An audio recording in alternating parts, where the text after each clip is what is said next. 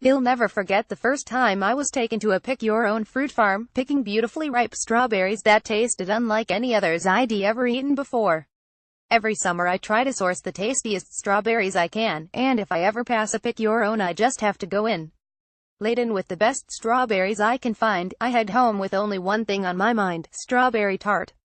Serves 10 to 12 a 23 centimeters 9-inch round, 3 centimeters 1¼ inch deep tin pan, 1 quantity of sweet short crust pastry, 1 quantity of crème pâtissière candied pistachios, 3 tablespoons castor superfine sugar, 100 milliliters, 3½ Florida Oz generous, 1/3 cup water, 100 grams, 3½ ounces roasted unsalted pistachios, shelled, 750 grams, 1 pound, 10 ounces strawberries, chocolate flowers, 230 grams, 8 ounces, 1¾ cups plain all-purpose flour, 125 grams, 4½ ounces, 1/2 cup, 1 1/8 sticks unsalted butter, chilled and diced, 50 grams, 1¾ Oz generous, 1/3 cup icing, powdered sugar, zest of 1/2 lemon, zest of 1/4 orange or 1 teaspoon vanilla bean paste, all optional, 1 egg yolk, 2 tablespoons milk, 1 egg yolk. Place the flour and butter in the bowl of a freestanding mixer fitted with a paddle attachment and gently beat until the mixture resembles fine breadcrumbs.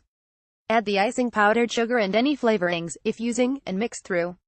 Add the egg yolk and the milk and mix until the dough only just comes together. Overworking the dough will result in a tough pastry. As soon as the dough starts to come together, stop the machine, turn out onto a work surface and bring the pastry together with your hands to form a ball.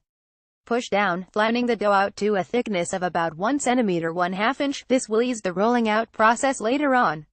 Wrap in cling film plastic wrap and rest in the fridge for at least 1 hour, but preferably longer. Use as directed in the recipe, and before placing in the oven apply an egg wash to make the tart. Make the pastry as instructed. While the pastry is resting in the fridge, make the crème pâtissière and leave to cool completely. Line, blind bake, chill and trim the pastry case shell, and leave in the tin pan. Lay the pistachios out on a clean tea towel. Fold the towel over and rub the nuts vigorously. This will take off any loose skins, exposing the lovely green flesh beneath.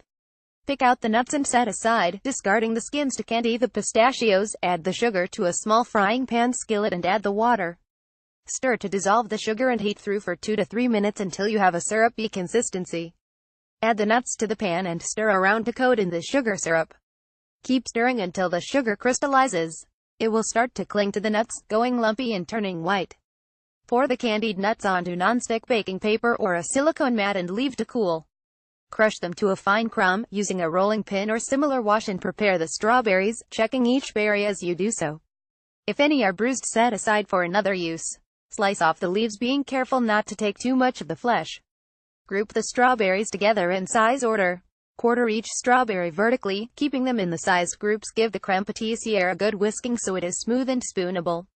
Fill the pastry shell almost to the top, smoothing the surface with the back of a spoon. Place a little of the remaining crème pâtissière into a disposable piping pastry bag, and store any leftover in the fridge. Start to assemble the strawberry quarters around the tart, starting on the outside and using the larger quarters first. Lay each quarter side by side, cut side up, until you complete the first circle. Repeat until you have covered the surface of the crème pâtissière, keeping similar-sized strawberry quarters next to each other.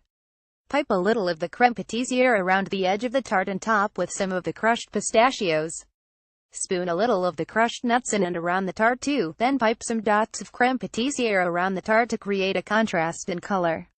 Finish with some chocolate decorations, such as flowers and butterflies. This recipe is taken from Soulful Baker by Julie Jones, images by Lisa Linder.